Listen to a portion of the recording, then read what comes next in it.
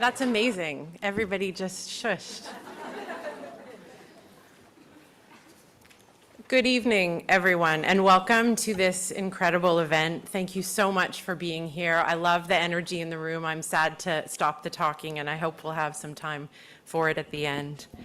For those of you whom I haven't met, and that's most of you because there's so many people here, I'm Erin Seeley. I'm the new CEO, newish CEO of YWCA Metro Vancouver. My pronouns are she, her, and I'm very pleased to be able to introduce some of our amazing guests tonight. But before we begin, I would like to invite Deanna Lewis, Kokale, to the stage. Deanna is a member of the Squamish Nation and has served on Squamish Nation Council. Deanna is also running for mayor in the city of Squamish. We are so thrilled to have her here tonight. Woo! Yes, thank you. Hot Squile Tanoya, Netlen Kokale Kwashamain, Deanna Lewis Queens Nas, Tanachantla Chiakamas A Sanaho Humeo. Skahot Mashos, Chenkomentomia. So I said, hello. Can you all say hot squile? Hot squile. Means good day to you all. That's the Skahotmish Snachim, the Squamish language. My ancestral name is Kokalaith, which means the cannibal woman. Woo! I actually got that name from my canoe family. And all up down the coast of British Columbia, all the way up to Haida Gwaii, there's a name of this legend woman since time immemorial. She would actually steal children that would wander from the village and eat them. I don't eat children, but I do bite. No, but it is very true. But when I say I'm Kokalaith, they say you're Squamish, because in every native language up the coast, they have a different name for her. And so it's really important to know our ties, that we have lots of similarities. But then there's our language that define us as well as where we are from our communities that we're from. So I'm very honored to be here tonight. My English name is Deanna Lewis, and I come from the Chiakamas village. It's the farthest village up towards Whistler that we still reside in today. It means the fishweir people. All my uncles are fishermen, my brothers, everyone. And, but I'm also from Sanach. You guys know where Sanach is? So my cousin here and I were from Sanach, and that was our winter home. And it's very important that I say the both, because Chiakmish was our spring and summer home. So all of them are still fishing right now. Our coho are running, my fridge is full, and thank you. And you want to be with me, I'm the best filleter around. Everyone plays their role, you know. My 9-year-old's the clubber of the fish, so like I said, doesn't matter how young or small, you got a role to play. But you know, when I'm really excited to be here today because there's like minds in the room, and when we talk about moving forward as people, we all have our issues. We need to do better. We all live in this beautiful place, and that we all have the right to live, work, and play here, right? Yes, thank you. And I want to sing a song for you to start us off in a good way. And I'm standing before you on behalf of my Lewis family, directly my grandfather, the late Norman Lewis. His ancestral name was Chatlam, which means hunter in our language. And you know, I really expressed the importance. He taught me everything that I am. Our language, our history, how deep-rooted we are since time immemorial. And there would never be a day that he could have stood in front of you as a strong Indigenous man, and he was the best person I knew, just the most humblest person. And then I also am standing before you to my late grandmother, the late Lena Corkle. And she was actually one of the murdered and missing Indigenous women here in Vancouver at 44 years old. And I'm standing before her. She has a legacy behind her from 10 children. She had 10 kids. She had 39 grandchildren. And she has 102 great-grandchildren. And a bunch of great-great-grandchildren. And it's still going on. And so her legacy lives. And I'm going to be singing a song. It's an honor song. It's a song about having sweet dreams. And we need to dream big. And when you finish those dreams, you need to have new dreams. So my wish for you all is that dream big. So that's called Vassilakou. Awesome. And you can record this if you want. I forgot, I told somebody you can record this.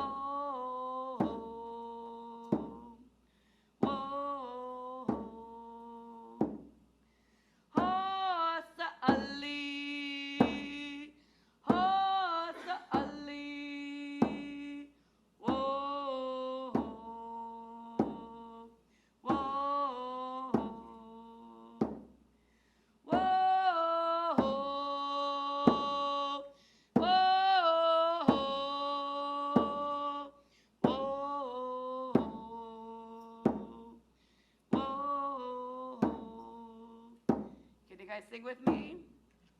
Whoa, whoa, whoa, whoa, whoa. Come on, you guys aren't shy. Oh.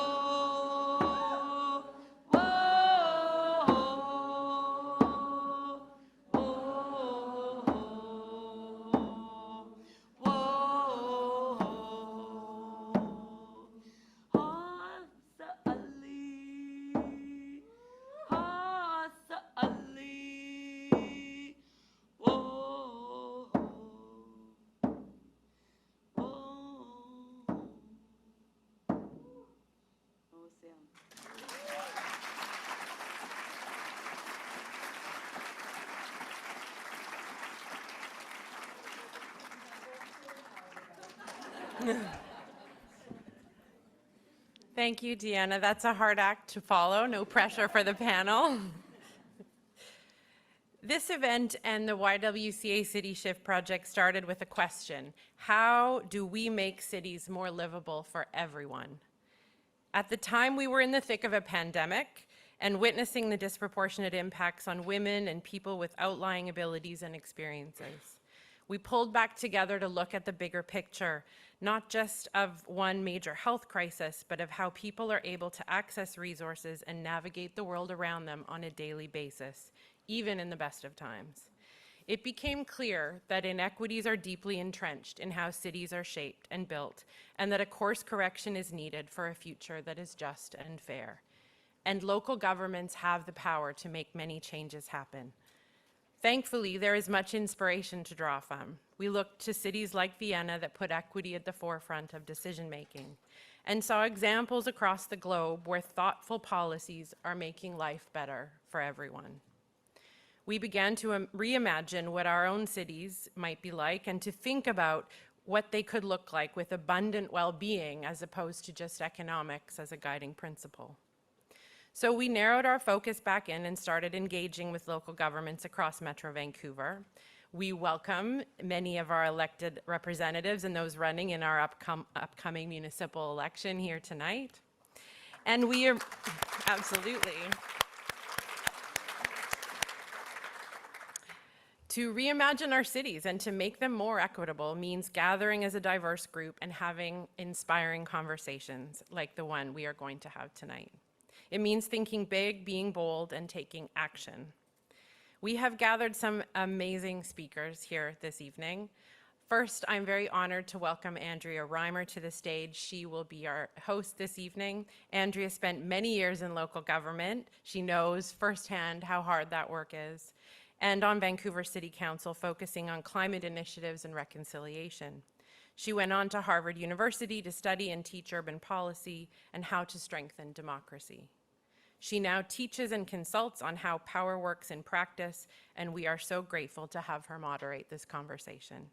Andrea, I'm so excited to hand the microphone over to you.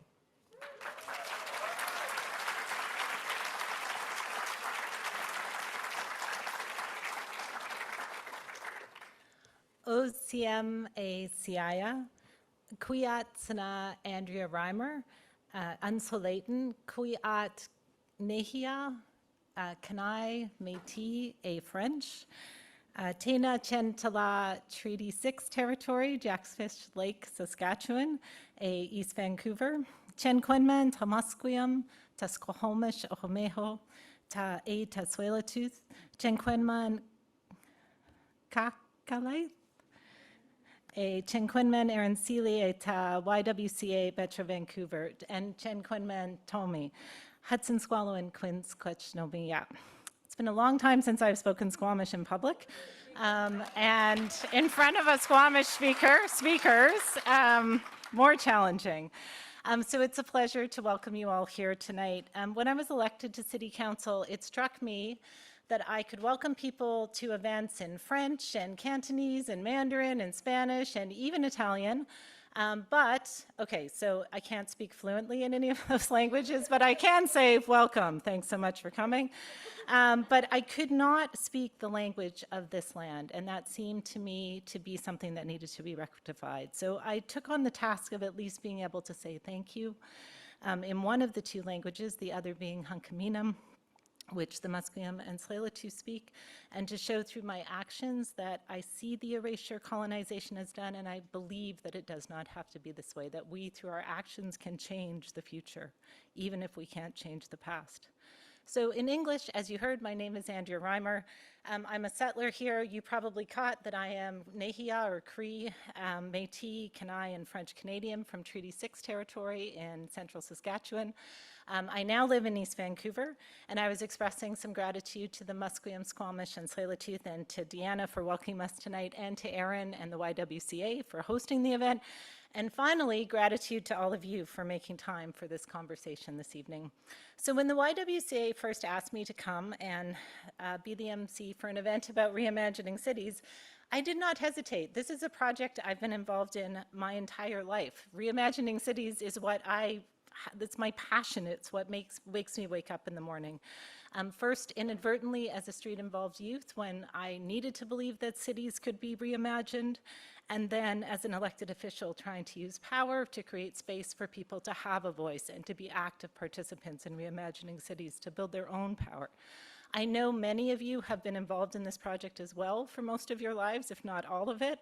And I just wanted to say you have my deep gratitude. I see you and I know the challenges you've faced. Some of you may be new to this journey, as inequity and inequality and injustice have made a lot of headlines over the last few years.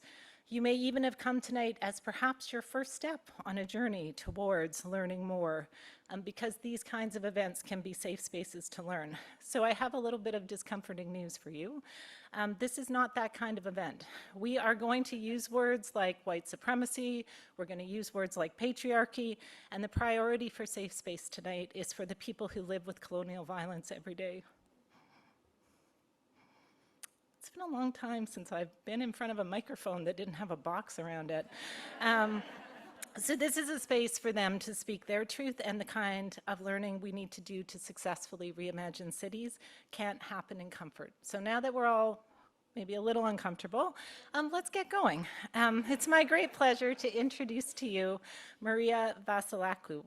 Maria is the former vice mayor of Vienna, Austria. She's devoted to open, inclusive, and green cities and is passionate about urban transformation and sustainable systemic change. In her 9 years serving as vice mayor, she implemented a transformative agenda that has significantly contributed to Vienna's top position in livability rankings within the last decade. Maria now works as an independent advisor on urban transformation, supporting capacity building for livable, sustainable, and inclusive cities. On a personal note, I'd like to say that when I was first made the first permanent deputy mayor of Vancouver, to say the least, I was out of my depth. And Maria is one of the people that the universe put in my path at the time as a mentor, so what a pleasure to be able to thank her tonight in person. I've always been grateful for that and excited to learn more, and for all of you to learn more about the work that she's done and continues to do. Maria, come on up.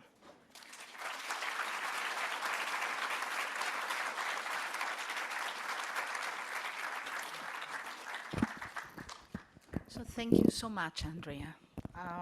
I'm a small person, as you can all see. So I thought instead of being a talking head, I will stand here so that you can see me, although it's not about me, it's about Vienna. Now, let me take you to Vienna. Who's been to Vienna? Oh, who hasn't been to Vienna? Okay. So pack your suitcases. In the next 20 minutes, I will be taking you for a journey. Now, let's walk down the hills to a city that is an open city. It's an inclusive city. And it's an inclusive city in divisive times. And when I speak about divisive times, I think we all know that we're living in times where the rich get richer and the poor get poorer. This is what I mean by divisive times, beyond all other, divisions that we're all experiencing. Now, Vienna takes pride in being a city for all. Historically, we will be listening a little bit. I'll be telling a little bit about this in a minute. What I want to say at this moment is that I think that we need to be very thankful to a group of feminist women who back in the mid-90s actually pioneered the idea that urban design is not something to be done by men for men only. And it's not something that is to be done by engineers only. And it's not something that has to do with cars only. It has to do with cities for all of us. And by this, I mean realizing that it has to do with everyday life. It has to do with women. It has to do with children. It has to do with us being very different and having very different needs, and that urban design should respond to these needs. And one thought that I would like to share with you, apart from the experience, is a question. We all know that urban form is shaped by culture, is informed and shaped by culture. But could it work the other way around? So if we transform urban form, could we also transform culture? Let's think about it. I have no answer to that yet, but I'm optimistic. Now, Vienna is at the heart of Europe. It's a rapidly growing city. By the way, it's one of the most rapidly growing cities of the German-speaking area, together with Berlin. Oh, that's louder. That's better, most probably. So together with Berlin, we're the two fastest growing cities. We grow at a pace of approximately 20 to 25,000 people per year, which is awesome. 25,000 people are 25,000 new opportunities for us. I used to be one of these. I'm a migrant first generation to Vienna. But that means that we need to actually build a small Austrian city within our city borders each and every year. Because it's not only about housing, it's about everything 25,000 people need for everyday life. And you may have heard that we have beaten Vancouver. We are the world's #1, yay. So we are ranked as the world's most livable city for more than 10 years in a row now, according to Mercer and according to Economist 2018, 19, and 22 again. And you may be skeptical about counting livability with points. And by the way, I would invite you all to look into the criteria, the quite weird criteria. But there must be something that we're getting right. And what I'm always being asked is, how did you do it? And how did you stay at the top for so long? So I will try to give you a few answers to that as well. But then, what is life quality? I mean, politicians love talking about livability and life quality. I used to be one. And I advise you to be always very skeptical when we start doing this. And to always ask, what is it that you really mean? What is it, really? Well, I say, let's think about children. What is it that we long for our children? We want them to grow up in a healthy and safe environment. We want them to be able to move around freely and play. We want them to have contact to nature, to be able to play with water, perhaps, right? And these are all things that we love for ourselves as well. So what happens if we can't provide these things within our cities? Well, young people, as soon as they know that the first child is arriving, say, now we have to move out of the city to the suburbs to give our children a happy, healthy childhood. And this is where they then land. Okay? And this is how they then spend the rest of their lives. By the way, nothing against cottages, okay? But this has nothing to do with city. On the contrary, it means our city is growing indefinitely as carpets of little houses. And then us spending hours and hours of our lives, years of our lives in cars, trying to bring the kids to school, trying to get to work. And you know what this does also with our cities in their inside, right? So, I say it has to be the other way around. So, a good city is a city that's good for children, because a city that's good for children is a city that's good for us all. It's a city where we live because we want to and not because we have to, which means we have to provide the qualities I have been talking about right now for everybody at the heart of our cities. That means, here we go. That is a city for all. A city that's good for women, a city that's good for children, a city that's good for older generations, and that's good for you and me, and where we want to live. So, this is actually the threefold strategy of Vienna. It's about livability, as I have just explained it. It's about affordability, because the second reason why cities are growing indefinitely is because people just can't afford to live in the city anymore, and then have to move outside of the city. And it has to do with community. These are going to be the three things I will be talking about tonight. So then how do we plan the open city? I mean, look at it. This used to be something like 30 years ago. They were engineers. In Vienna, they used to wear hats and white robes, so it looks really technical. So you know it's not for you and me, and not for women, and you know, very, very technical. Well, today, thank God, it's less about engineering, it's more about society, and it's more about strategies that are replacing plans, and Vienna has, pretty much like any other city in the world, tons of strategies. So we have master plans for involving people, and master plans for how does the city want to develop itself until 2025, and blah, blah, and whatnot. Most of it you can find on the internet in English. I would invite you to do so if you're interested.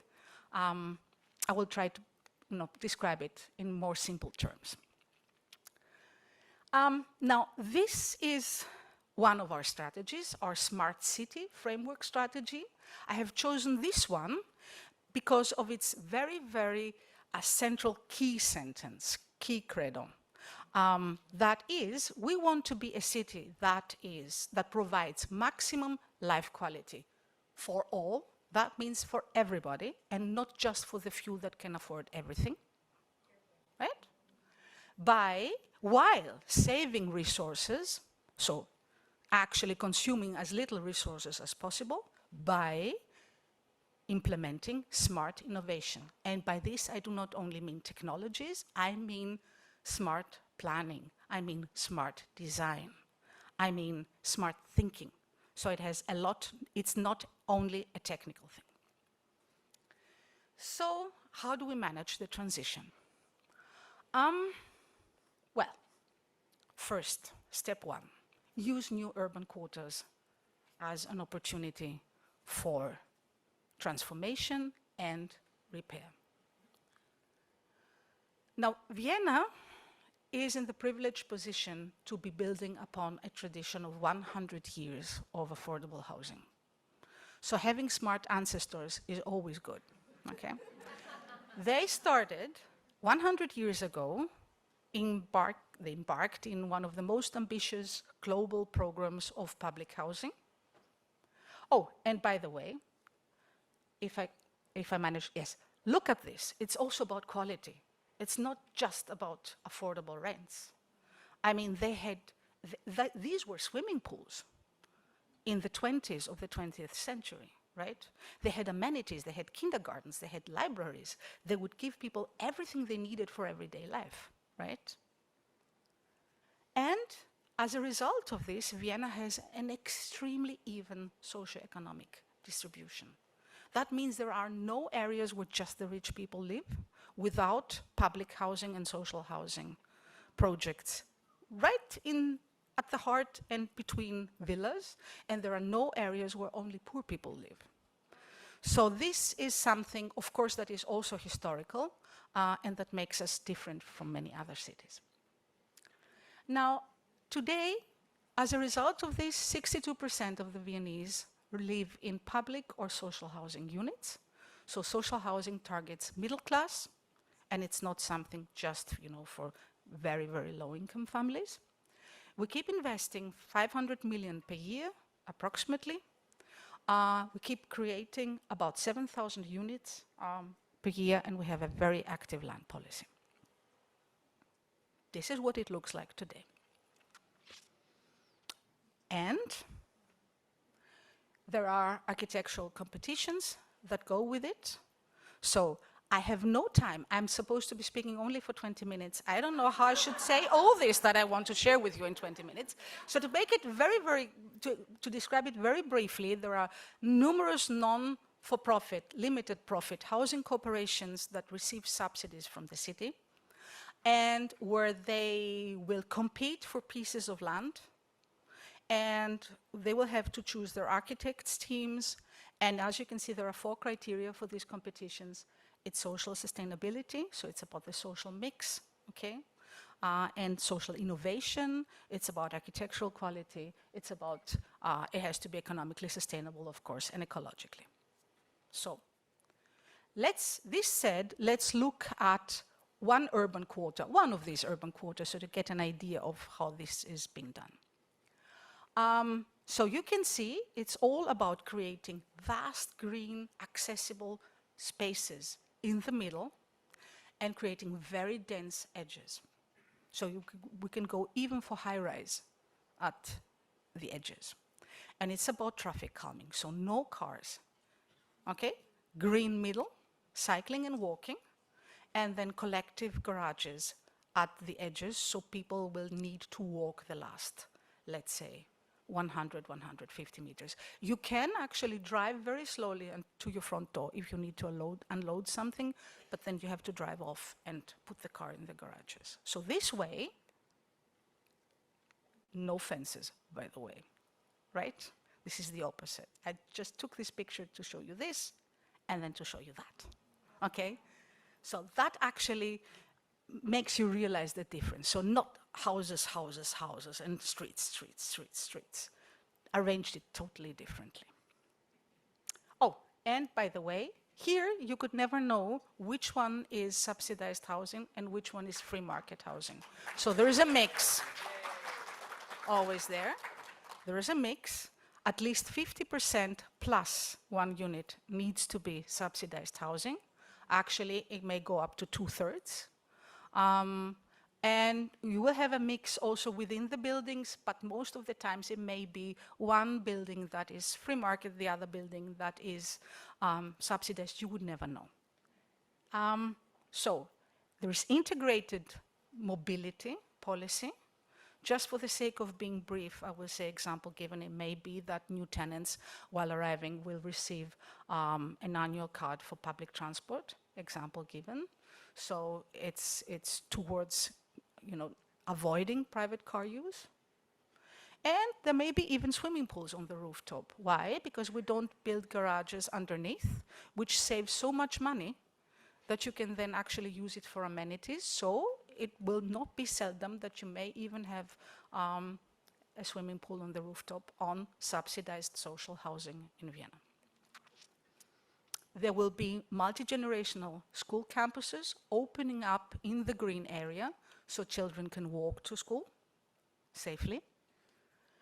There is also a policy for mandatory ceiling heights, so we can have shops at pedestrian level and other uses.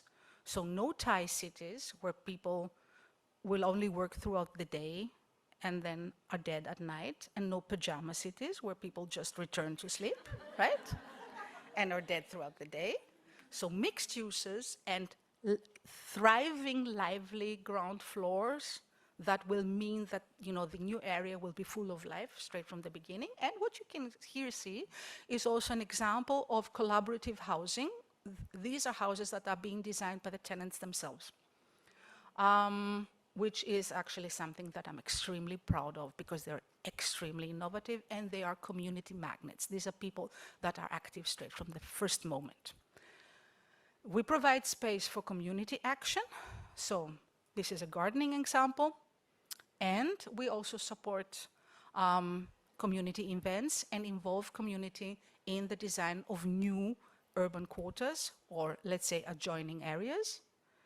And this is just an example of how we do it by actually going to where the people are, right? So this is a mobile, actually, installation that we use to involve people. So the adjoining area is right now under construction. It was actually designed involving the people that live there in the vicinity with an open ideas competition. What they wished for is actually to create a so-called wild park. So it is a place, it's a former railway area, so there is wild green there, and they said, please don't make a nice park, leave it the way it is.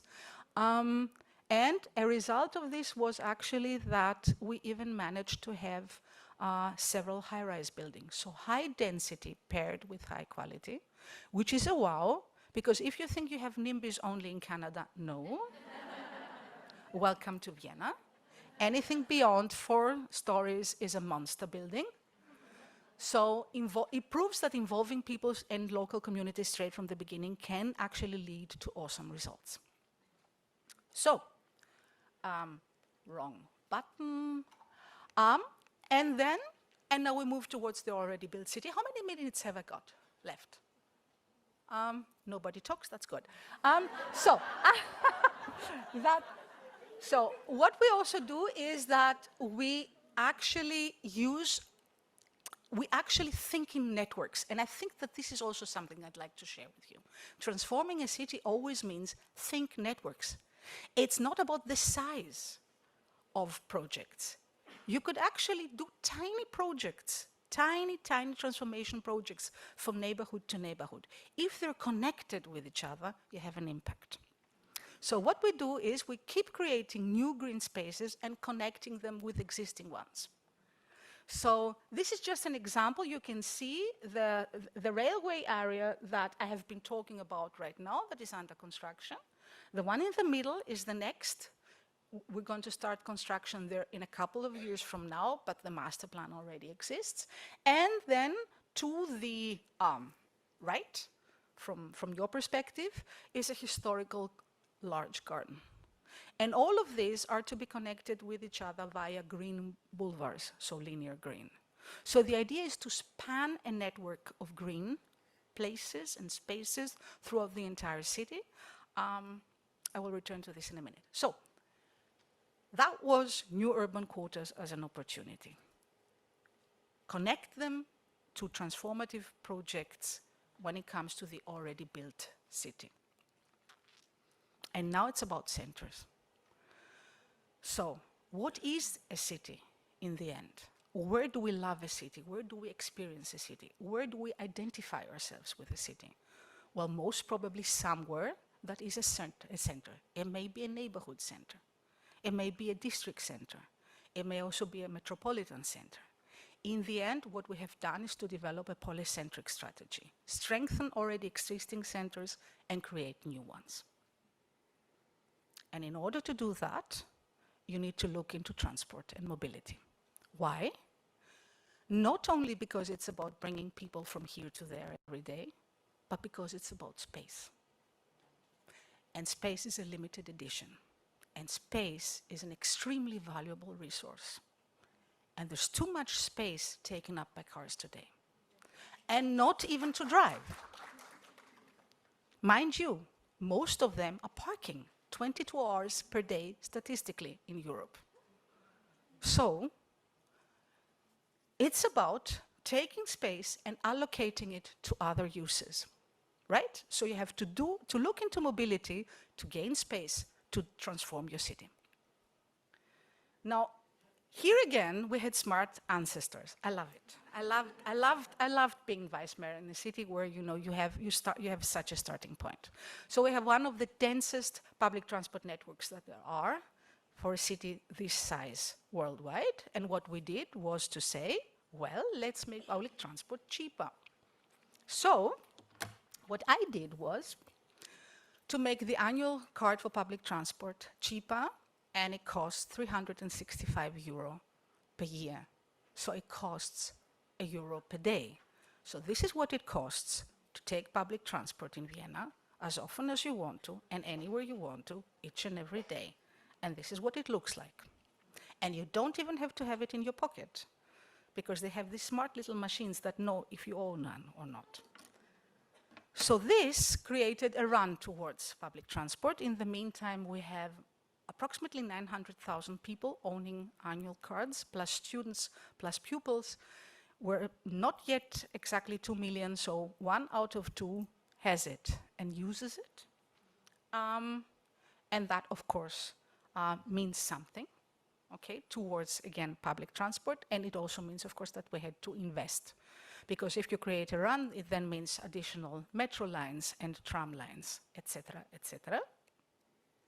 But you gain space. Okay, 2 minutes. So I will be now very quick. So, of course, we invest in cycling, like everywhere else in the world. This is what the network looks like. So it's about investing every year in terms of densification, and it's about sharing.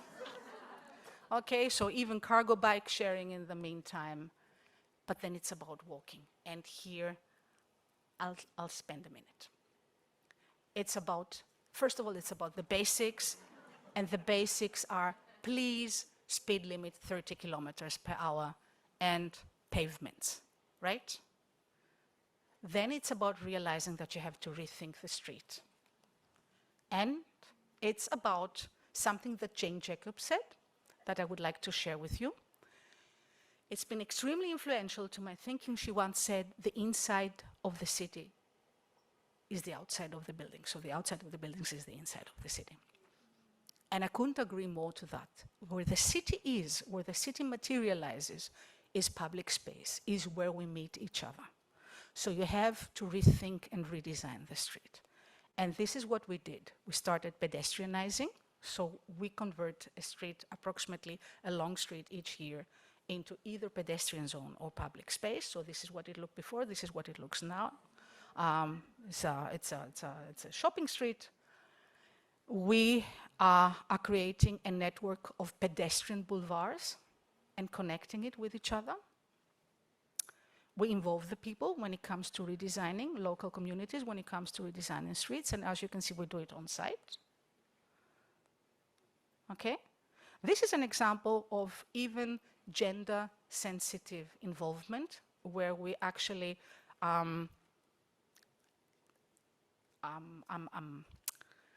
we noted the results of what women wished for new design, separately from what men wished for, okay?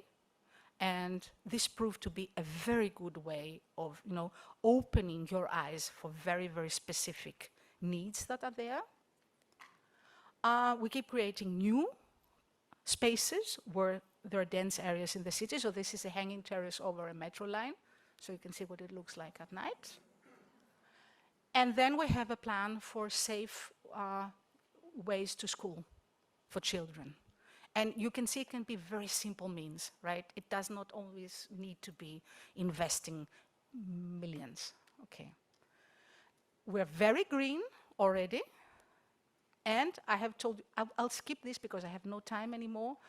Just for the sake of explaining this, this is the Danube Island that was created a few decades ago. And what I find awesome about it is that it was decided that it will be used as a recreational area. So it was not given for development, okay? It's at a length of 24 kilometers with sandy beaches. And it just shows like the idea of providing life quality to everybody to be used, and it's accessible by metro lines, several.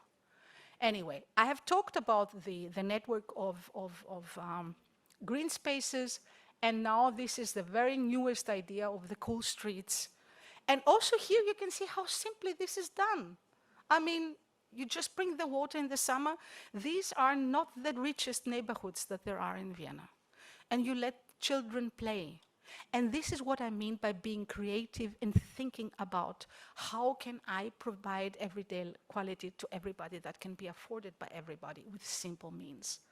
So to make a long story short, the last thing I wanted to address is community-driven action.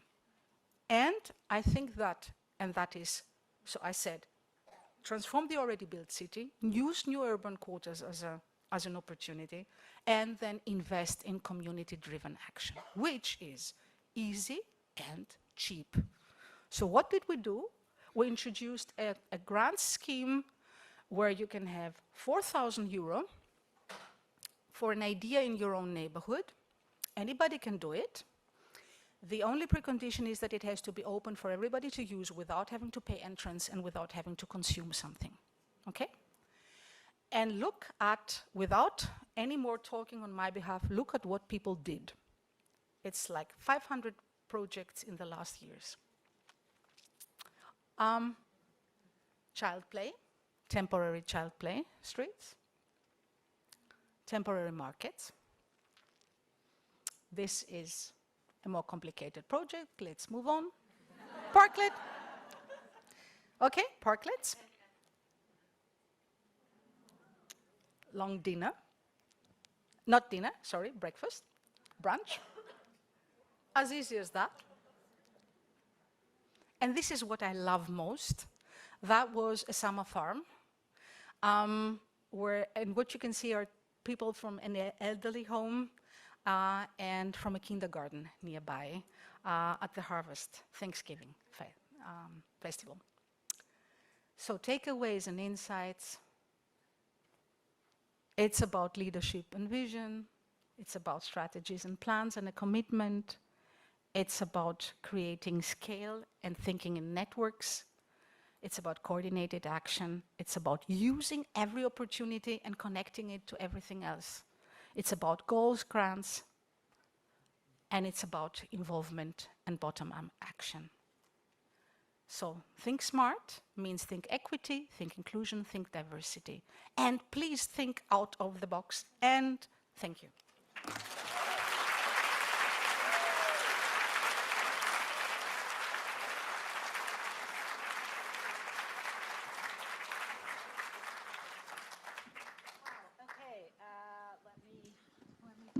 In a minute, but I'll start here. Thank you, Maria. We still have more time on the panel, so without further ado, let me bring the rest of the panelists up. If the four of you would like to take your seats, and I will introduce you once you're on stage. But while you're coming up, I did want to say two things. After our panel discussion, we have an audience Q&A. Hopefully, we will carve out some time for that. So you can go to slido.com, SLIDO.com, and I don't know if we have a slide for this, so I'm going to say the event number as slowly as I can, and I will say it again later. So you need to put in the following number, 282. It's on the bottom of the screen. Excellent. Okay, 0498. Okay, and if you're having any issues with Slido, we will also have volunteers with iPads who'll come around and help get your questions in and let you vote and all those kinds of things. Other thing I wanted to say is that we're delighted to have a graphic recorder with us today, Tanya Gadsby, who's going to join us on the big screen. And Tanya's going to be listening and summarizing the main themes into visual notes in real time, and the finished graphic will be shared with everyone who registered after the event. Okay, so without further ado, I am going to introduce our panelists. Those of you, well, I guess, the bad news is if you came to hear Ginger Gosnell-Meyer speak tonight, you may notice she's not on stage. But the good news is we have Kristen Rivers with us here tonight. Kristen Rivers, thank you.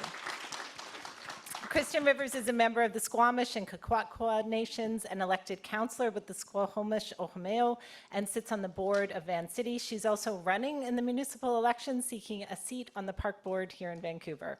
Welcome, Kristen. We have Nick Wayara, who is a joy and justice seeker who believes that accountability and reflection are the necessary foundations to make equity, diversity, and inclusion work sustainable. Her heart-centered approach, coupled with her breadth of experience, generates a unique set of services through her consulting company, Hook or Crook. Welcome, Nick.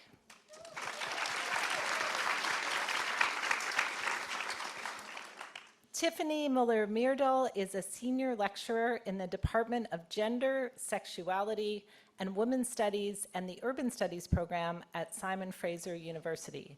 She is originally from Bedeota-Atunwe, Minneapolis, the traditional Dakota homelands.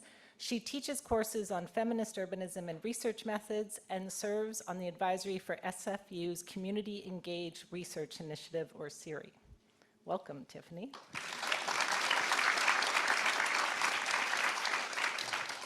And our last panelist is Kevin Huang, who is the co-founder and executive director of the Hua Foundation, an organization based in Vancouver with the mission of strengthening the capacity amongst East Asian diasporic youth in solidarity with other communities to challenge, change, and create systems for a more equitable and just future. Kevin organizes in Vancouver's Chinatown and serves on committees with Van City Credit Union, Vancouver Foundation, and the City of Vancouver. All right, welcome, Kevin.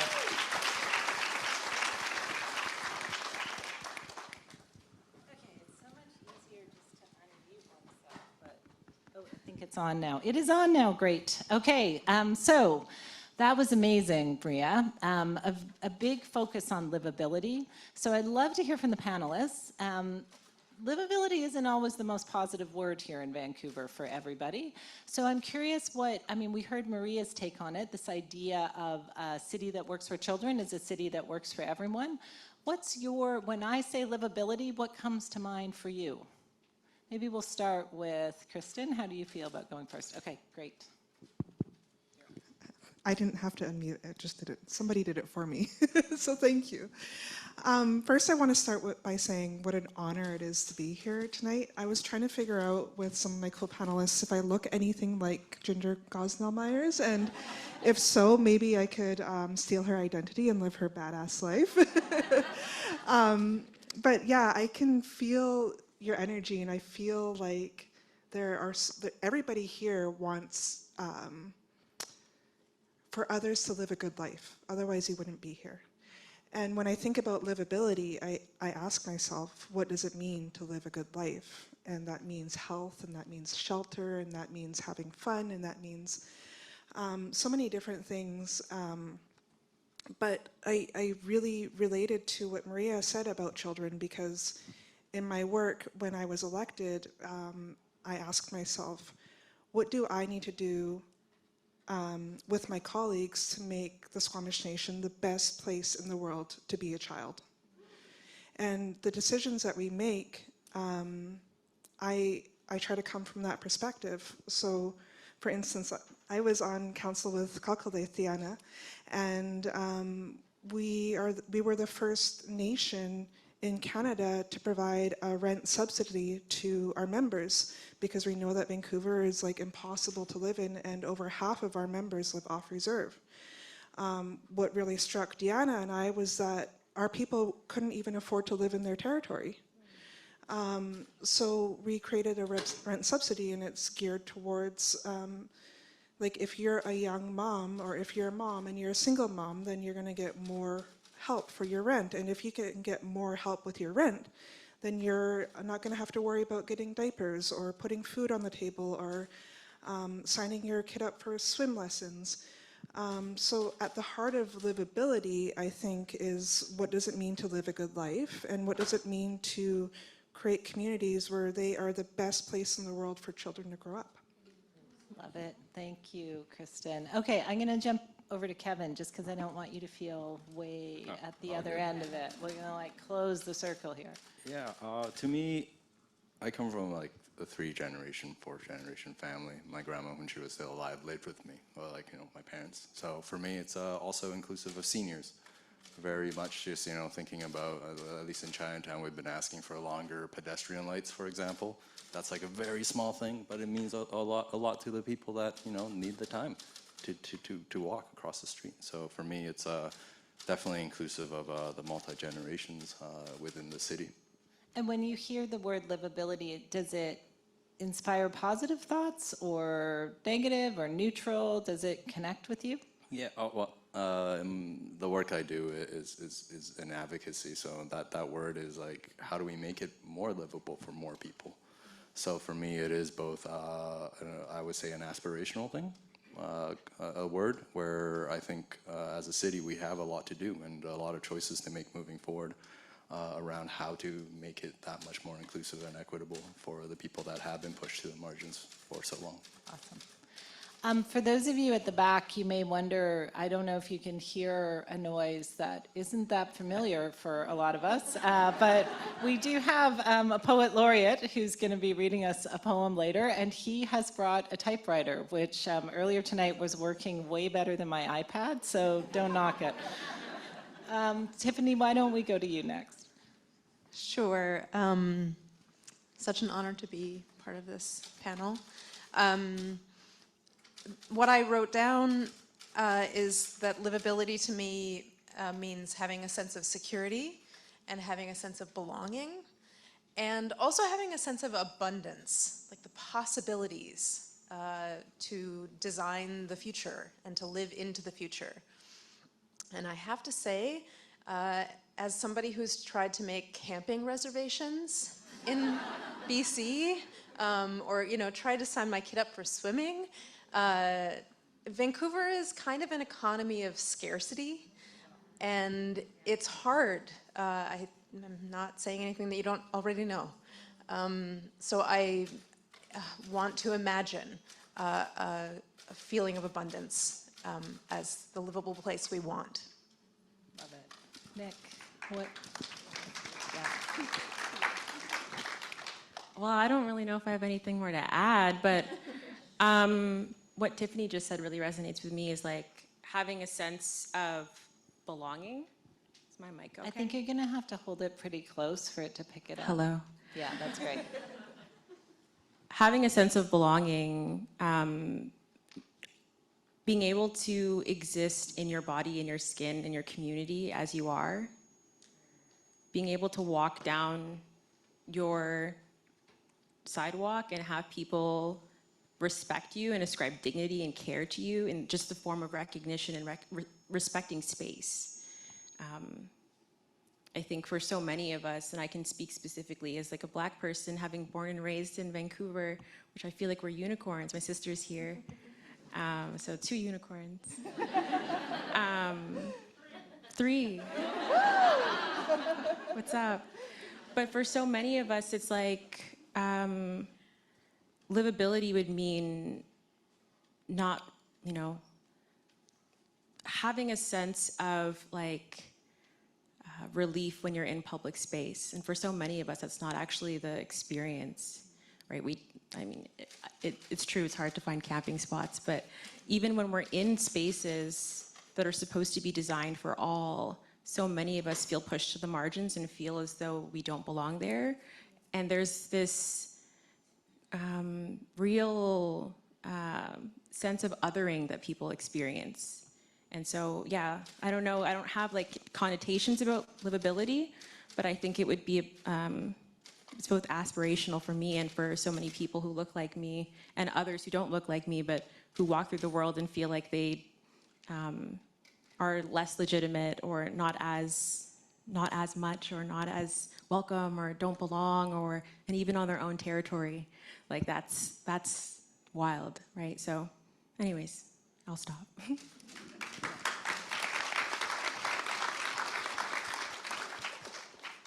So Kristen and I met when I was elected to City Council and had some aspirations around, at the time, this was, God, we started this work like 14 years ago, Ginger and I at the time, around trying to figure out this huge divide between Indigenous and non-Indigenous and how we grappled with the history of colonization and the injustices, and knowing that whatever the path was forward was going to be hard for us as a government, a colonial government, but not doing something was going to be a lot harder. So that's really what propelled us. And so, Kristen, you've seen a lot of governments in your lifetime, some without any promises, some like mine with promises and some action, and some with a lot of promises and different amounts of action. But I'm wondering how much has really changed for you in your community and for the urban Indigenous people that you know, and what could governments, like if you had a dream kind of policy or orientation or approach, what does that look like? When I think about when I met you, it was during the Walk for Reconciliation, and so much has changed since then. So the Walk for Reconciliation was a walk that I was a part of an organization called Reconciliation Canada, and the Truth and Reconciliation Commission was coming to Vancouver to hear residential school survivors' stories. And Chief Dr. Robert Joseph, who is the ambassador for Reconciliation Canada, had this dream of everybody walking in unity to move forward in a new way on the basis of reconciliation and acknowledging the harms that have been done to Indigenous people in Canada. And I think he had a dream of maybe 10,000 people coming out. The numbers that day vary, but it was like a monsoon. I've lived in Vancouver my whole life, but I've never seen rain like this. I was wearing a Gore-Tex jacket, and I was wearing a cedar hat, and so I had my hood down, and by the end of the walk, my hood was like a bowl full of water. It was so epic because I think it was cleansing. And my grandmother, it's the 4th anniversary of her passing this month, and she was a residential school survivor, and she stood as thousands of people walked by. I think there was 150,000 people. It's been long, I don't know. And she stood on this kind of platform at Queen Elizabeth Plaza with tears running down her face saying, "You mean all of these people believe me?"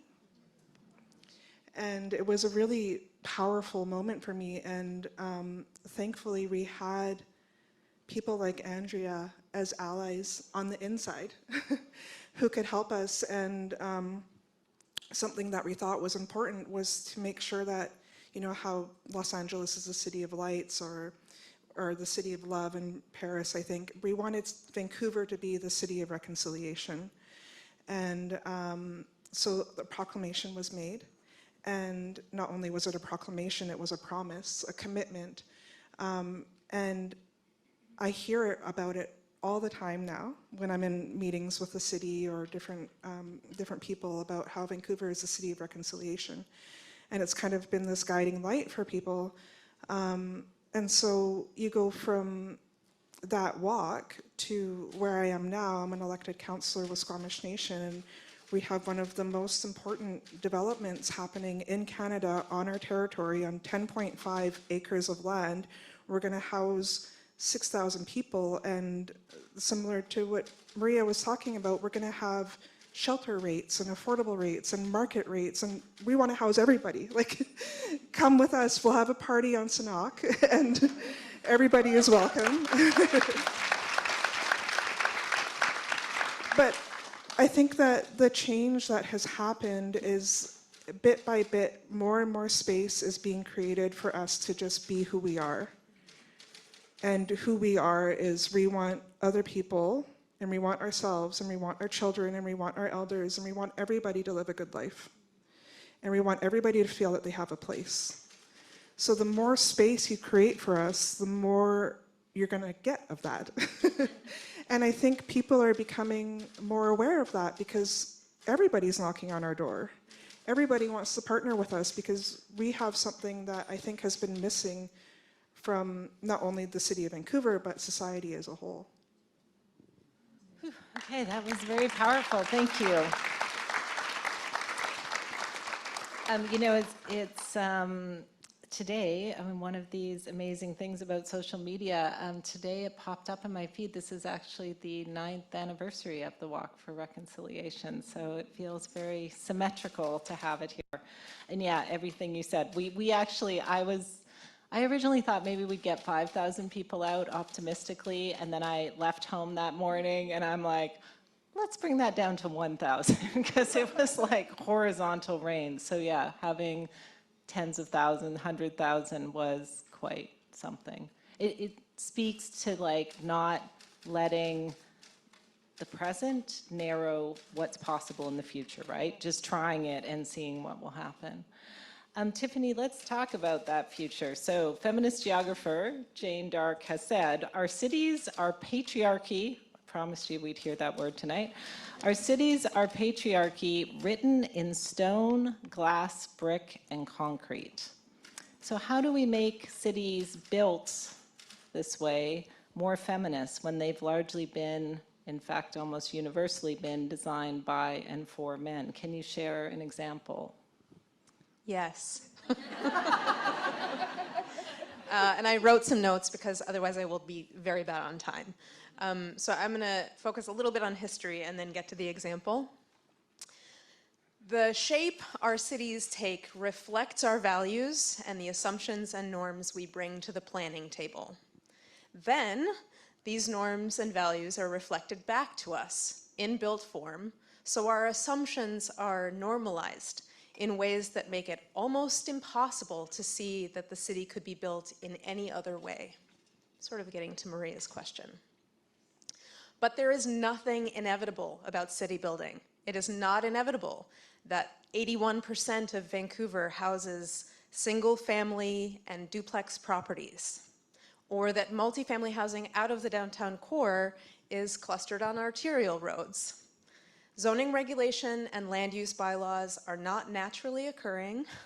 They are political decisions that benefit some and harm others. So patriarchy is one of those values. Settler colonialism, white supremacy, heterosexism are others. I'm not suggesting that all of these values were or are explicit at the planning table, although some of them were absolutely explicit. Removal of Indigenous peoples and traditions like place names from land that settlers wanted to occupy, that was explicit. Active blocking of the Sanok development is also explicit in its effort to disrupt Indigenous control over Indigenous land.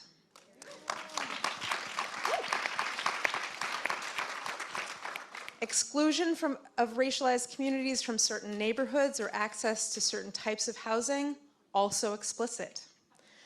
But more often, these values take a more subtle form. They sound like campaign platforms that emphasize stability and resist change.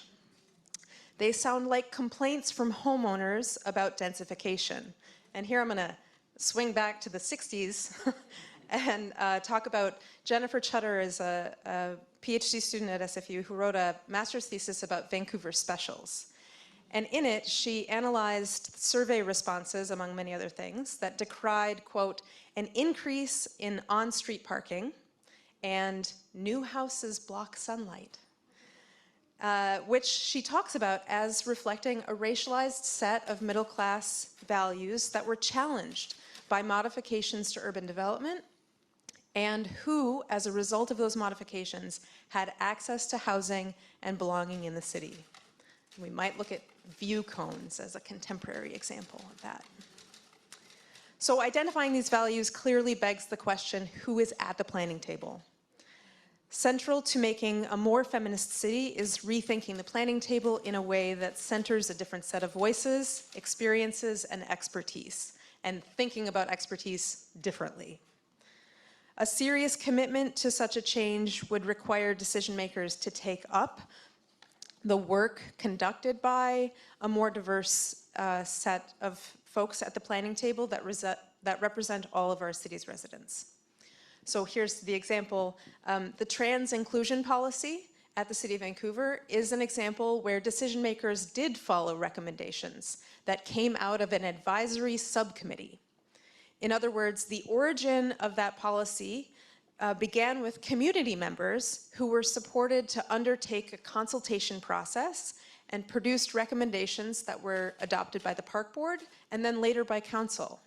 And I see that policy and its effects on things like data collection and signage at the city as proof that diverse communities can play a role in designing the future of our cities with the active support of municipal government. But the values that I talked about at the outset are still at play. They still play an active role in the design and operation of the city. So we need concerted effort to actively dismantle those values in favor of anti-racist, anti-colonial, feminist approaches to city building. And without that, equity promises will go unfulfilled. So tools like the equity and inclusion lens will function as an addition to, rather than a transformational part of the workload. And staff don't need more work, right? We need to transform the work. So let's, I hope, reimagine and bring into being city building that ensures that business as usual serves a new set of values that's grounded in equity and belonging for all.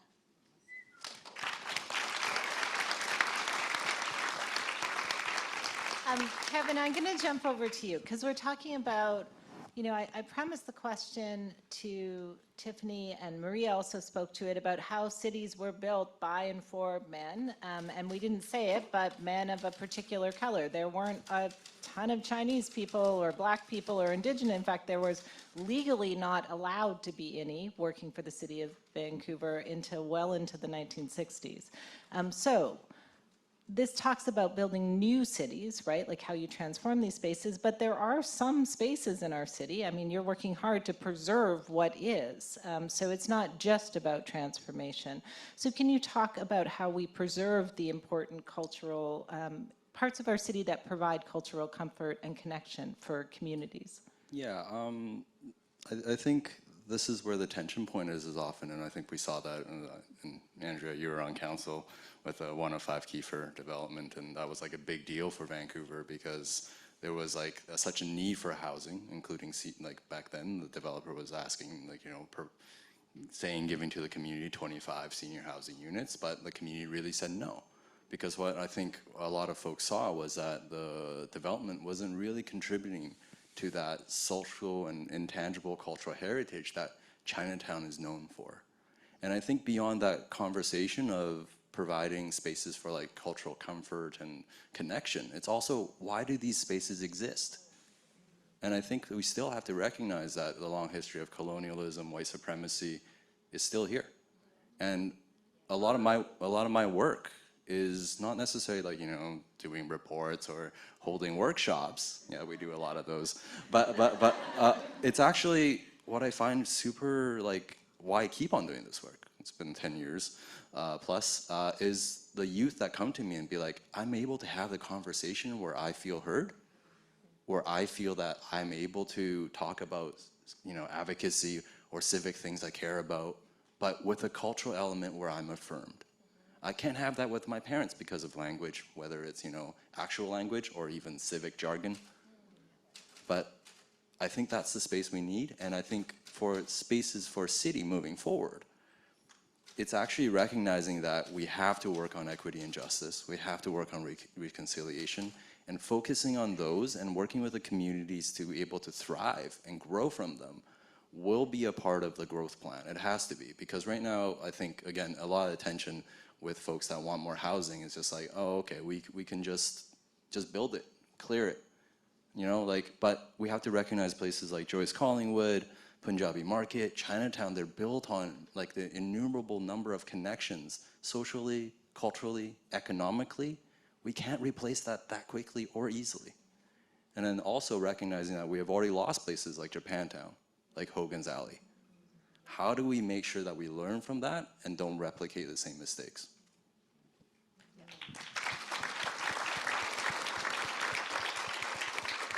This is a perfect on-ramp, Nick, to a discussion about taking on the culture of silence. So Tiffany talked about the explicit, which, you know, we can all point to those examples, but that oftentimes it's the subtle, like the unspoken, that is most damaging. So Vancouver has a view of itself as progressive, and I mean globally, you know, definitely has, I don't know, I mean these rankings get very challenging, but there is a lot of action here, but I would say that a lot of it is very close to the line on performative versus transformative.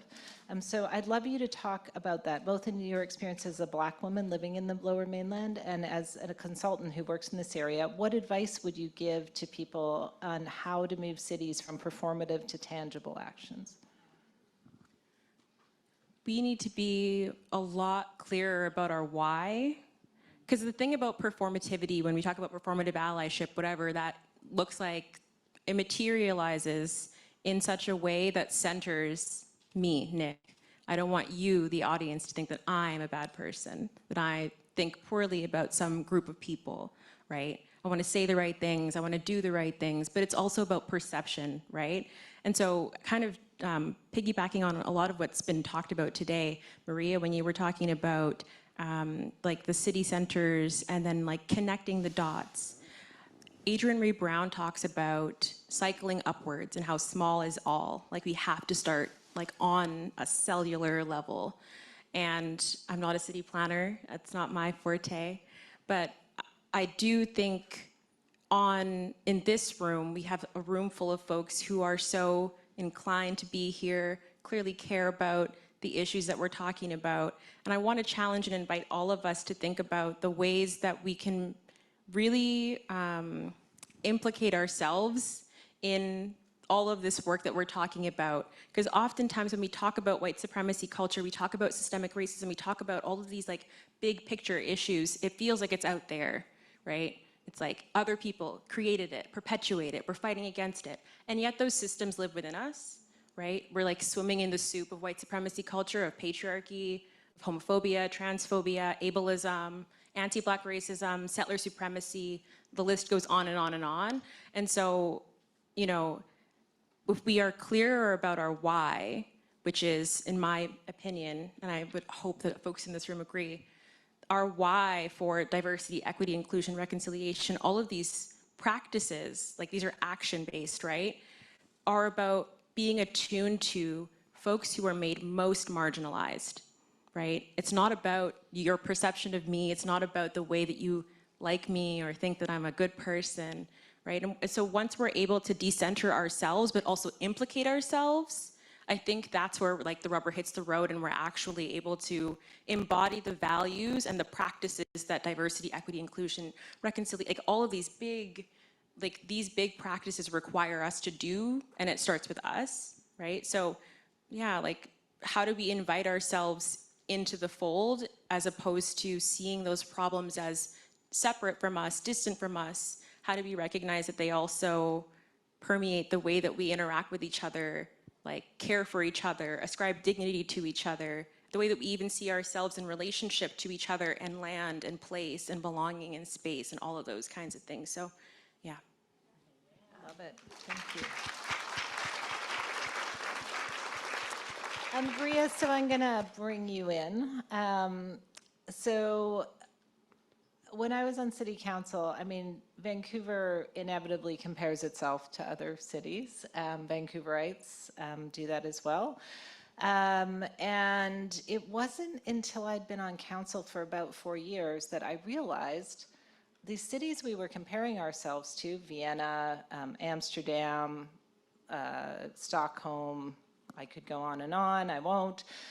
They have vastly more powers than Canadian cities do. So in the case of Vienna specifically, Vienna is a state and a city. So it has all the powers of the province of British Columbia, and actually even more because federalism is a bit different in Austria.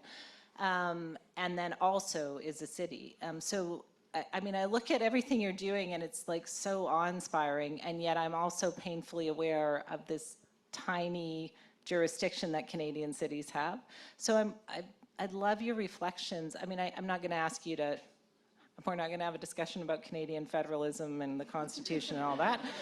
But if you had less power and fewer resources, what things are still doable, right? Like, how would you prioritize the work? The social housing, for example, it is almost impossible on a city budget here, and the jurisdiction doesn't exist in the way that you were outlining it. So what are the sort of the things that can be grabbed and implemented the easiest of that without the taxation authority?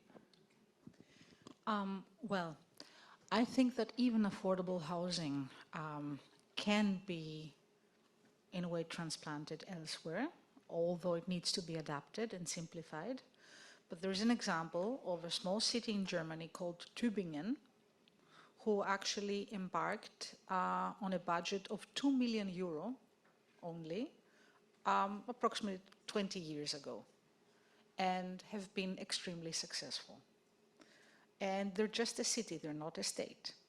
Whereas Vienna is a city and a state at the same time, because Austria is a federation, so we clearly have more decision powers than traditional cities do. Don't worry, I will not explain how Tübingen works as a model. It was just for the sake of having mentioned that, oh no, many things can be done, even at city level when it comes to affordable housing. But I'll give you another example. And it's an example actually from my own experience in Vienna. Let me start by telling you that I am not Austrian born. So I'm a migrant first generation. I'm of Greek origin. I arrived after school in order to study, and I just stayed there. And when I arrived, 86, it was not exactly the most open place in the world when it came to dark-haired and dark-skinned foreigners. So I was supposed back then to be colored, right? And I was actually treated this way. So I know a lot of what you're talking about. But then let's look again into public space, and let's look into parks. I think there is no city in the world that is not responsible for parks, right? So, 86 in Vienna, parks were designed in a way that you were supposed to walk to the park ever so quietly and calmly and sit on a bench and look at the flowers. Okay? You were not supposed to sit and play. Children were not supposed to be playing, so there were signs everywhere with all the things that were forbidden, okay? And there was an issue that was not funny at all. One of the largest communities in Austria is Turkish people. And they're used to outdoor life. So they would sit outside in the parks and they would spend time and they would have fun, they would play cards, they would perhaps eat something. And that was all scandalous, okay? And it was really a huge issue. And what we did was to actually redesign parks and to provide space for all these things. So this is why I'm saying involving communities, looking into what their needs are, and creating public space together with them means creating places where they're welcome and where they belong, and where it's natural to do the things that they're doing, because they have now shaded benches and tables and everything else that is needed for all these kinds of things. And to make a long story short, 36 years later, if you come to Vienna, you will see people of all ages and of all origins sitting outside and enjoying outdoor life. And, you know, even indigenous Austrians, okay? So, this is why I mean that the way we design public space may even change the way we behave. But sure enough, it can change our perception of others if we give them room. Thank you. And such a fabulous segue into a question I wanted to ask all of you. So I know we talk about the future, and we are going to talk about the future in a minute, but I'd love to talk about the past. So 20 years ago, so the year 2002, I want you to think back to that. Just take a minute. We'd be sitting in this room right now. There would be no wireless microphones. There'd be no iPads. There'd be no iPhones. There'd be no Wi-Fi. There would be, you know, honestly, we probably wouldn't have an ASL interpreter. We wouldn't have gotten there yet as a society. So a lot has changed in 20 years, right? So I want you to think about over the last 20 years, what's the biggest positive change you've seen? Yeah, absolutely. Yeah. Just so nobody steals my idea.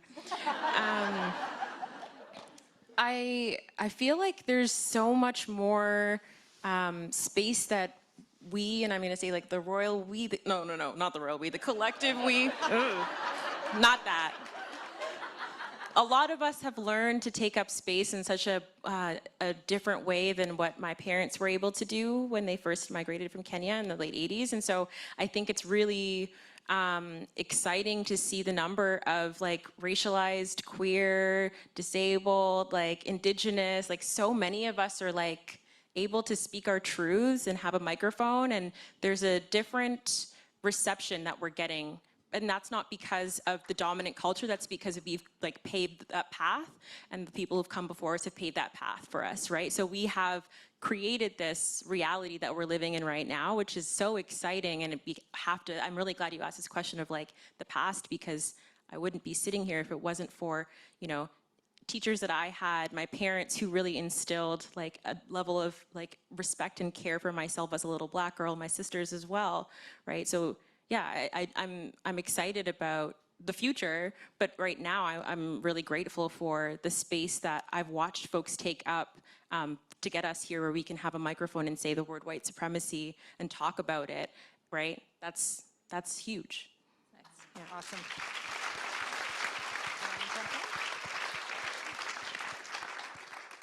I love the way you painted that picture, because as soon as you start talking about it, I heard the like dial-up tone from the internet, and like ICQ and MSN Messenger, AOL. 2002 was the year that I graduated, so it's a good, you know, point in time to look back on. And I think about my high school experience and how awful it was. The teachers and administration really made me feel like I wasn't going to be anybody, and I believed them. Thankfully, I had loving, amazing family members who were able to pull me out of that, but I think about how I viewed myself 20 years ago, and I have the most amazing 15-year-old daughter. She's almost 16. She'll be 16 on Halloween. And from a very early age, she said she's going to be the Prime Minister of Canada. And so in one generation, going from, you know, this young Indigenous woman thinking that she's not going to amount to anything, to the next generation believing that she's going to have one of the most powerful positions in Canada, I think shows how far we've come. And that has been a result of our ancestors' love and determination for us to live a better life. That's a result of us not giving up on ourselves. And that's a result of us thinking about the future and what it means to live a good life. And so there have been things along the way. I think my daughter seeing Jody Wilson-Raybould as Attorney General of Canada was really inspiring, and that shows the shift that was able to happen. It didn't end well. I'm still bitter about it. But there are points in time, and I think, you know, hearing Deanna today proudly state that she's running for the mayor of the District of Squamish, I think goes to show how far we've come. That doesn't mean that there isn't still work to do, and I can't pinpoint exactly how to ensure that we move forward in a more expansive way so we can do more of this, but there's something that we're doing together that's working. Well, and it's why I wanted to ask you the question, is I think in a moment in time, it's very hard to imagine the space available to us 20 years from now, right? Or 18 years from now.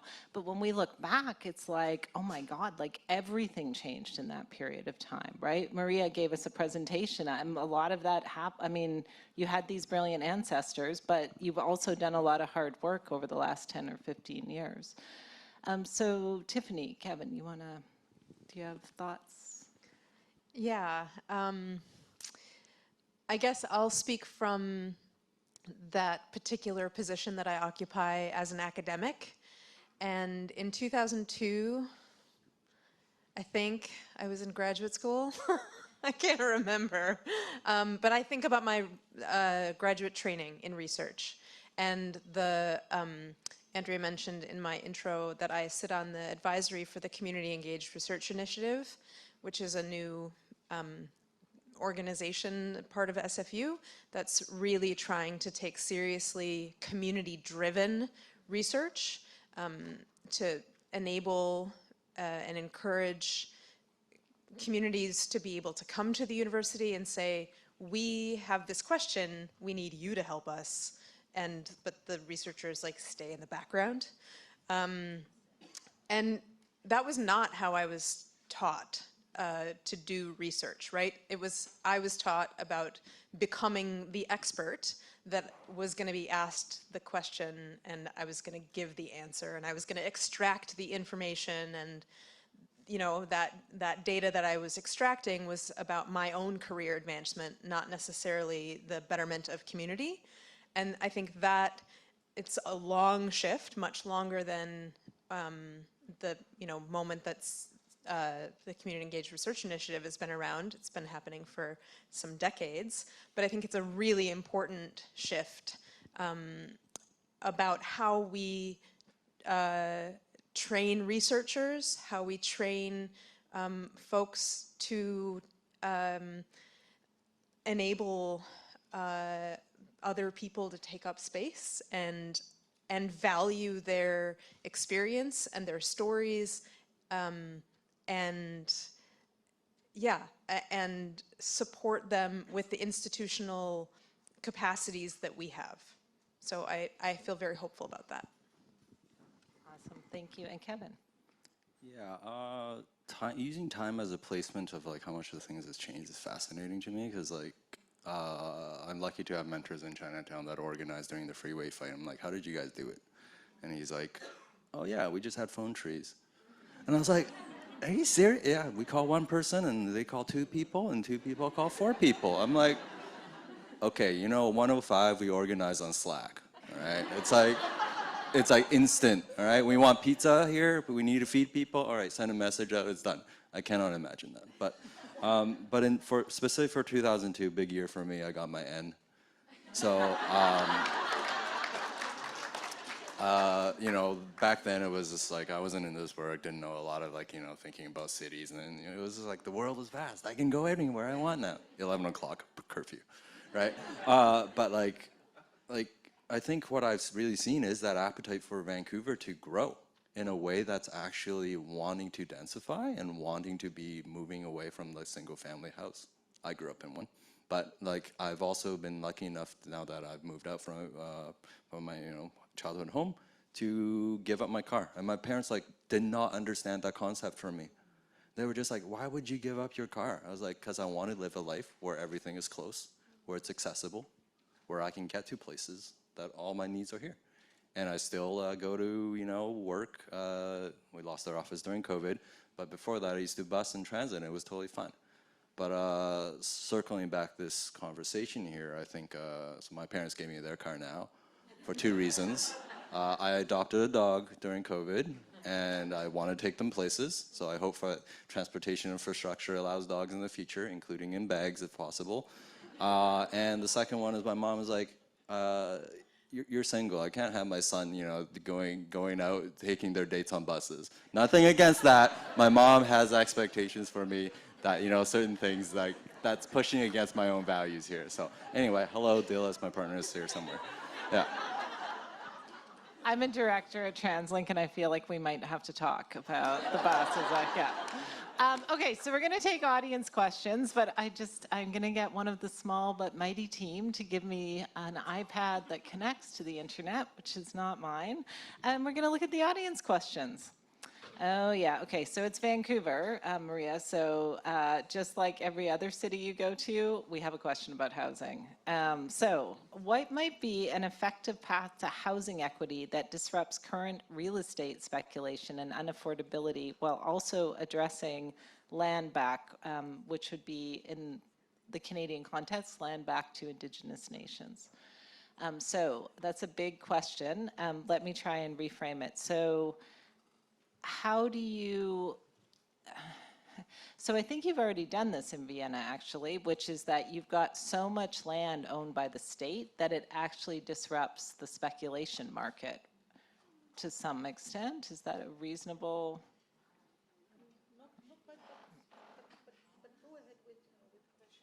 Yeah, maybe another way of framing it.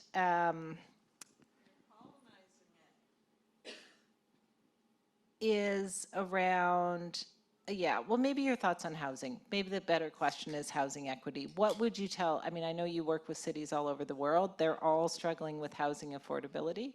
So what would you say to a city that's trying to deal with housing and unaffordability in an equitable way? Okay. Well, I would say that indeed the price of land is decisive. It's extremely important. You cannot do affordable housing if the land is unaffordable. So Vienna, by the way, does own some land reserves, but not that much as everybody thinks. So, and because land started getting unaffordable in the last decade, what we did was to introduce a piece of law that says that if you plan to create more than 150 housing units, then a new land use category is mandatory, which is called subsidized housing, so basically social housing. And when this land category applies, this land use category applies, 2/3 have to be social housing, which is extremely radical, right? Very radical. So I always say it need not be 2/3. How about 25%? How about 1/3? But mandatory and everywhere. And suddenly you have an impact. So this is a way to go about it. And this, if combined with, example, given a revolving fund, because what Vienna does is it does not give away subsidies. It gives subsidies in the form of returnable low-cost loans to non-profit housing corporations. So you always have returning money, which you can then reuse. So combined with affordable land, this is basically how the model works. And then the third thing is, which is extremely important, the rent of a unit is actually always the result of how much construction plus land has cost, which is affordable, but then it's not extremely cheap. So if you have some families, which may happen, that still cannot afford, these will be then supported individually. So it's a threefold subsidy in the end. It's the land, it's construction subsidy, and it's individual subsidy. These are the three things that combined together will mean that everybody, literally everybody, can afford high quality living, which leads me to the fourth point. And the fourth point is social housing is not cheap housing. Social housing has to be high quality housing. Architectural quality, right? Ecological quality and social quality. So you have to look into the properties. You need room, you need space, you need amenities, you need, remember I was talking even about swimming pools on the rooftop. But okay, if not a swimming pool, you need vast accessible green spaces, you need room for encounter, space for encounter, and you need innovation. So there are numerous examples of how this is being done, not only in Vienna, but across Europe. So you have to look into the properties of the project, you have to look into the qualities again, and you have to look into how to organize it in a way that everybody can afford. And I would say this is how it works. Okay, so while you've got the microphone, less predictable, although a sign maybe of the times and the demographics in Vancouver. Vienna's motto is cities that work for kids, work for everyone. We know kids and elders need bathrooms. Can you share Vienna's public washroom strategy? Okay. Okay, public washroom. Yes, there's a historical one. How'd you know? So, yes, Vienna used to have practically public, not only washrooms, but baths in every district. And they still exist. And they are also highly affordable in terms of entry. And for use for everybody. And I'm not sure if I have understood the question right, because it may be that a washroom is something different. No, I think you've understood exactly right. And Vancouver does not have a public washroom strategy. So I think that was maybe some of the point that was being made. But I think again, I really need to clarify this. It's not a coincidence how I arrived at saying that a city that's good for children is good for everybody. In the sense that in the beginning, back in the 90s, okay, we have spoken a lot about planning, designing a city from a female lens, which is what it is about until today. But what may be misleading is that you may have people that will say, and what are the needs of women that are so different from the needs of men? And of course, we all know that it makes a huge difference if you spend your life with a buggy with a child, example given, and that you will use public space very much differently, and that you have different needs because day-to-day life reality is a different one, a female reality, than a typical male reality. But in the end, what I actually gradually found out is that the ones that are the most vulnerable and the ones that nobody actually thinks about are the ones that are below 70 centimeters, okay, height. So looking at a city from a child perspective will be a much more eye-opening experience when it also comes to the needs of people with disabilities, example given, or to the needs of the elderly. So this is why I always take this as a starting point, because I find it to be the most inclusive in terms of diversity. But, just think about it, you may agree, you may disagree. In the end, whatever you choose as a starting point, it's about realizing that we're all different and so unique. And we have needs, and that design is not one size fits all. It's the contrary. Awesome. Okay, so I think this may be our last question because I want to hear from the whole panel on it. We have so many people in the audience running for elected office or have had them throughout the night. It would be the whole event to introduce them all. But I would love for them to stand because I'd like for you all to be able to make eye contact with them when you give the answer for the next question. So if you're running for elected office, could you please stand? All right, let's give them a hand. Thank you for coming tonight. For those that don't know, there's a municipal election in British Columbia coming up on October 15th. So panel, last question for all of you, and maybe we'll start with Kevin and come back down to the end here. So we were, imagining, we were looking at the past and thinking forward 20 years, and oh my God, there's been some pretty substantial positive changes. There's also been negative ones, but we were thinking about the positive ones.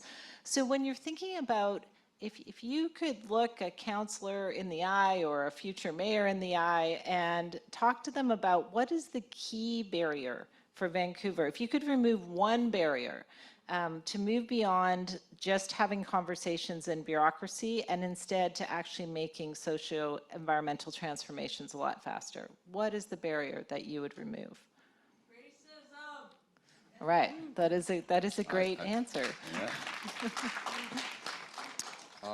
I think really challenging how we think about policies and structures as a whole, because right now in my work I've seen a lot of people just default to like what they know, which is safe, but safety is also costing lives here. So really think about like, hey, what can we do intergovernmentally? What can we do across departments within the city? What can we do across party lines? That's what I would say. Brilliant, thank you, Kevin. No.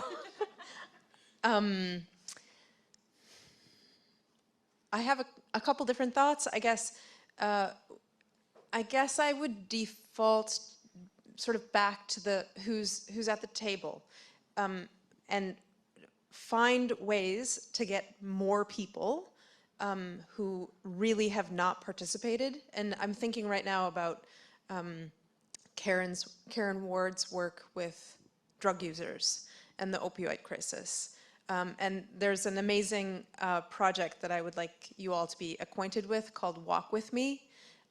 It's happening in Courtney Comox and in Campbell River, and it is essentially people with lived and living experience with drug use, with homelessness, and community coming together around that to learn what those experiences are like, and how the community as a whole has been affected by the drug poisoning crisis, and it has had impact on both island health, training frontline staff, it's changing some policy in municipal government.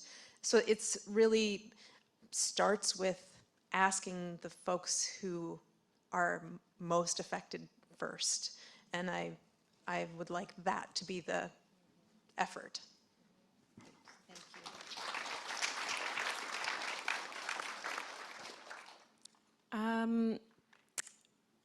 Can you repeat the question one more time? Yes, although it's on the iPad, I don't have in front of me. So this is working from memory. The question was, you've got these folks running for elected office in front of us today. Some of them will get elected, maybe all of them will get elected. What is the one barrier that you would ask that they remove so that we could move beyond talking about things and bureaucracy and into transformative action on socio-environmental issues? I think all governments are guilty of, we talked already about like performativity, but I think even further to that, there's this culture of, but we're trying our best, we're doing our best, right? And I think it's really important and I see some folks from North Van, I'm living in North Van, hi folks there, right? If you are elected, and everyone else as well, to really, once again, think of how we can move away from trying to quiet the people who are the problems, and to say, wow, these are folks who have a lot of unmet need, and we're possibly part of the problem. How do we get out of the way? How do we cede power? You can't empower people unless you give people power, right? And so the public service has so much power, but we oftentimes hear about like jurisdictional, it's not our jurisdiction, it's the province's jurisdiction, da, da, da, da, da, which is a reality and a constraint, and yet also, are we being accountable to the power that we actually do have? Are we? Right? So it's like, it's an invitation always for us to, we always talk about like stop passing the buck, but like the public service has the power and the potential to shift, to really transform the way that people can show up like in our parks, in our communities, at the community center, wherever it might be. And I feel it's a missed opportunity if we don't invite our elected officials to think about like the defensiveness of the public service, right? That like we just inherited this reality. No, we have the opportunity to change it. Like seeing yourself as that change agent. So that's, yeah.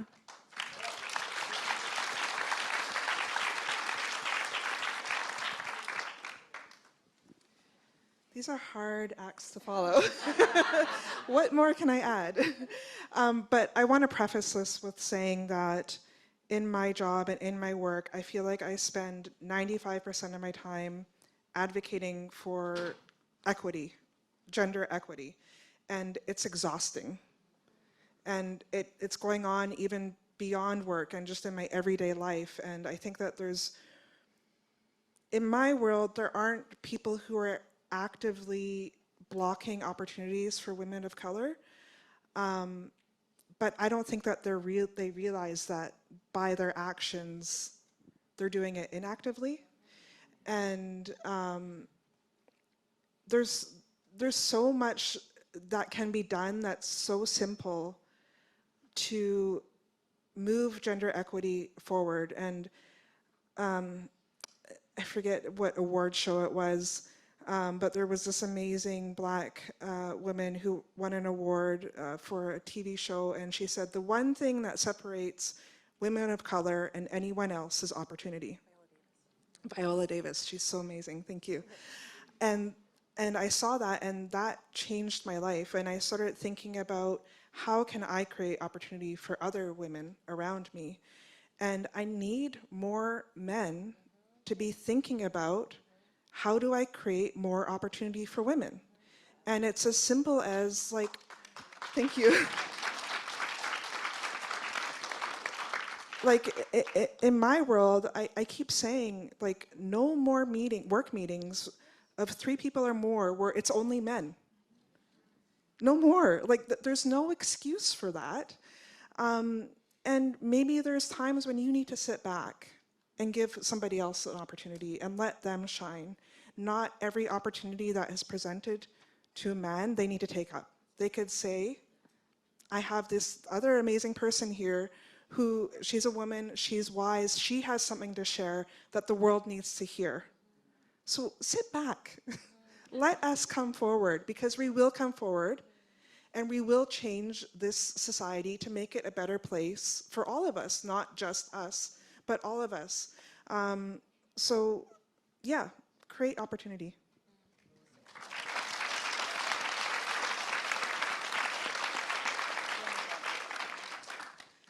Okay, so the one barrier, I would call it mistakophobia. Okay, so if you could remove this, that would be awesome. I would just like to ask you, please make mistakes, because it's much better to, make mistakes and then say, oh, this didn't work well, but at least I tried, than to not try at all. And I think that at the heart of everything lies, 1,000 excuses why we stay inactive. So just try whatever you can, and I think that every day provides numerous opportunities to get it right.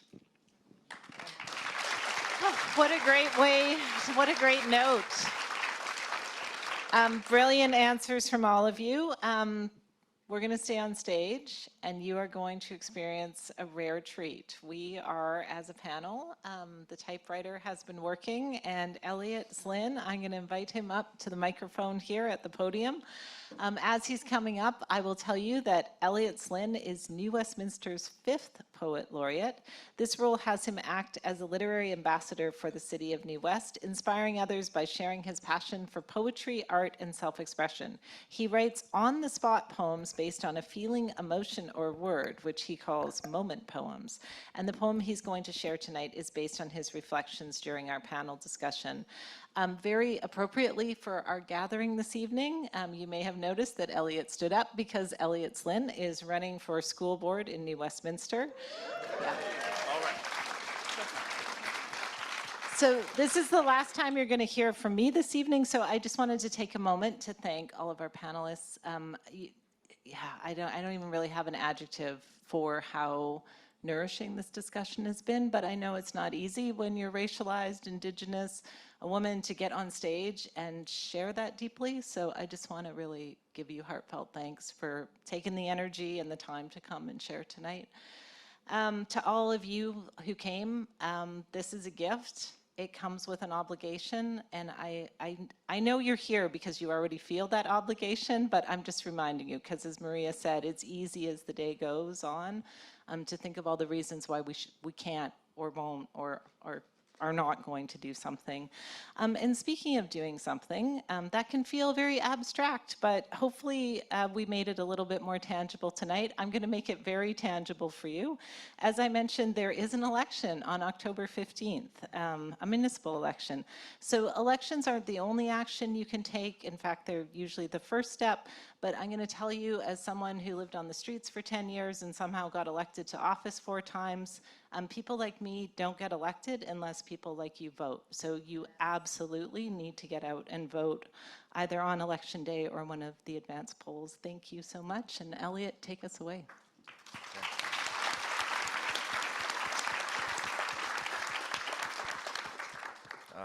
Is this on? Okay, perfect. I just am really honored to be here. I actually am kind of just in awe of everybody that was on the stage and what you said. I just feel like the lowly poet. So I'm really happy to have written this. And so usually when I'm doing these poems, somebody will give me a word or a feeling or an emotion, and then I use that as the foundation of the poem. So I've taken words and what people have said and what was on the screen and kind of mixed it together. So, at the harvest, the city shifts. Like tectonic plates beneath the culture, a new dance shared between new dreamers. A green imagination, a space for children, a city for children, a city for all. Respecting space, a conversation, a language of love rolling off the tongue, spilling out onto the street, going where the people go, 10,000 strong. A guiding light to truth, do you believe me now? A place where new ideas become a guiding light, a space where the good life isn't kept behind walls. There's a violin playing, a vision of Vienna. Opening hearts for a new future, walking towards reconciliation. Don't let the old city block the sunlight. Come to the table. Let's reimagine what community could be so we don't avoid the city after dark. Let's lift each other with shared hands. Let's lift our voices so our song rings in the ears of those with stone ears, breaking barriers for a brighter future. Thank you very much.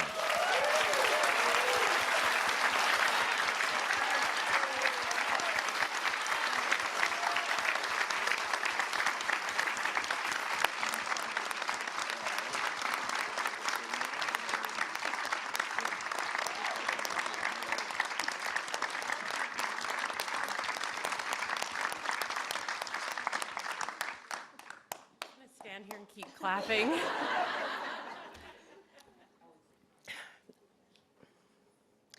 Thank you to the panelists for your courage tonight, for taking that energy, as Andrea said, to Elliott, that was awesome, to Maria and Andrea for facilitating this thoughtful and aspirational, but somehow it feels attainable when we're all in this room together. Let's take that with us when we go. I really hope this inspired your imagination to feel motivated to take action in ways that can benefit your community.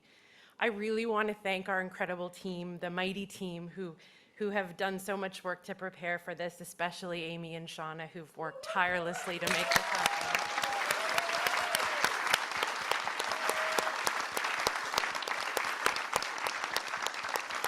And I just want to encourage one more round of applause for this incredible dialogue tonight.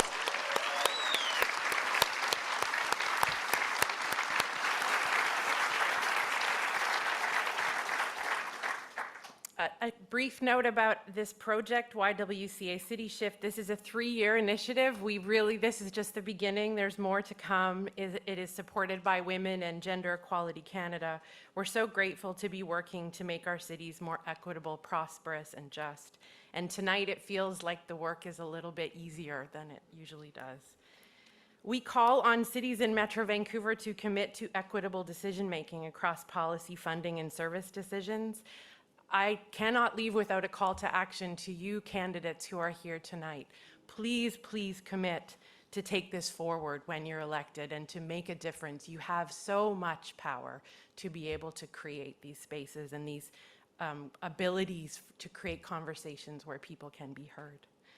Stay tuned. We are busy preparing a Kickstart guide. We want to make it easier to implement this, and if you work in local government and would like to learn more about how to apply an equitable lens to policy, please reach out with us.